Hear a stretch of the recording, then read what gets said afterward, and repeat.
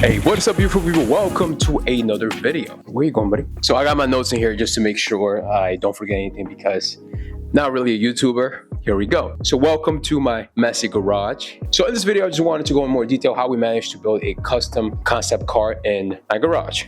I've shared some videos in the past, but we've got to a point where we've managed to put together the powertrain, part of the powertrain, the engine, transaxle, and the suspension kinematics, and we've managed to actually put the car together to support its own weight. So it's a big accomplishment for somebody like me who's never built a car before, but it's not really about me. You're here to see what the hell is going on here. So let's get to the video. What am I phone for? Yeah, so the idea is to have a mid-engine 4-seater coupe, but here's a twist. Here's a poor 3D scanning of the car.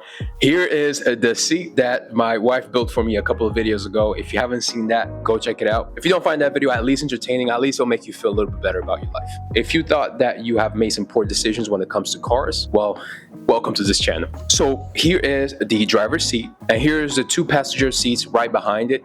It's not the first time something like this has been done before, but here's the twist.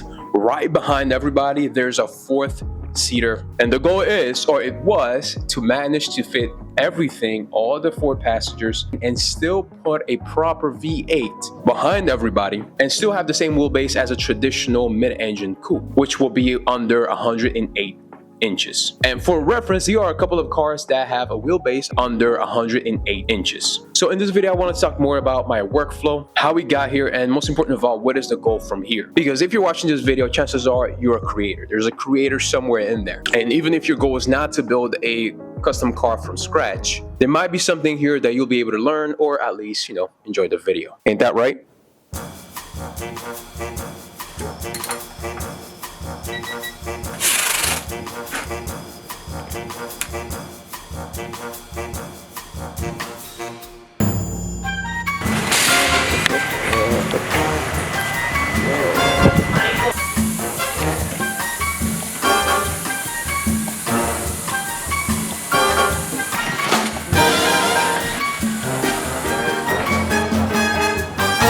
So there's a lot of skills we had to learn and acquire throughout this process. This has been a great learning opportunity. One of those skills was 3D modeling. And to tell you a little bit more about me, I'm one of those kids that in college was a little bit confused, I would say, on what I wanted to learn. So I started going into mechanical engineering. Somewhere among those lines, I believe a little bit after Calculus 3, I changed from mechanical to computer science because I wanted to go more into the world of software. I felt like, me, myself, I'm very good when it comes to working with my hands. I can figure things out, but I wanted to learn more about the world of software. So 3D modeling is one of those things that it's becoming a lot easier to learn. And no matter what hobbies you're into, especially if you're into cars, this is a skill set that will make your custom projects so much easier. And combined with 3D printing, there's not much you cannot do. I mean, you're already seeing how 3D printing is changing the world of motorsports. There's a lot of people out there already making some crazy money with 3D printing.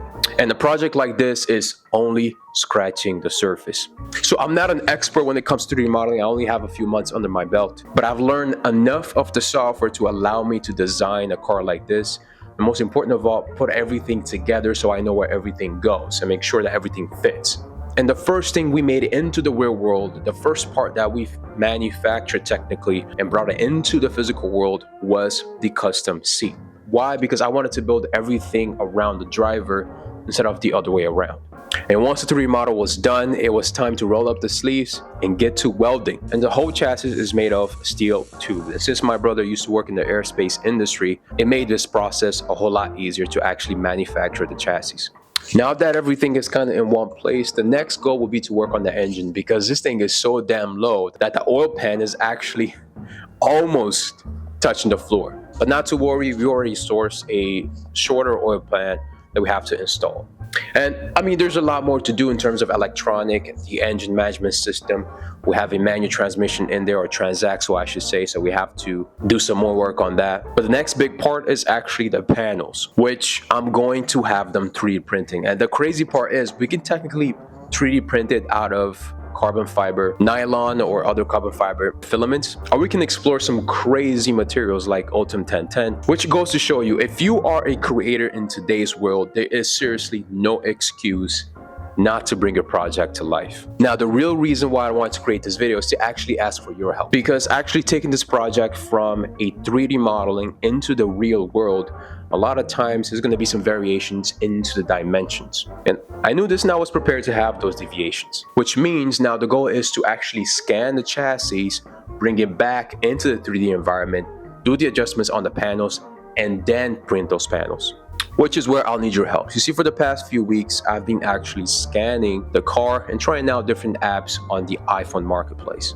I believe all these apps are doing is they're taking advantage of the LiDAR sensor on the iPhone to create the scans. I mean, it works, but I'm looking for something better. So if you have any recommendations on decent 3D scanners, please feel free to leave them in the comments. If you know anything that doesn't cost thousands of dollars, please do let me know. Or if you are a hobbyist or somebody who is looking to upgrade to the next tier and you're looking to get rid of your scanner, also do let me know. Any help at this point will be much appreciated. And the rest of you, thank you so much for watching. I don't want to make this video too long. Subscribe for more, because as you can see, there's a lot more that I want to share with you.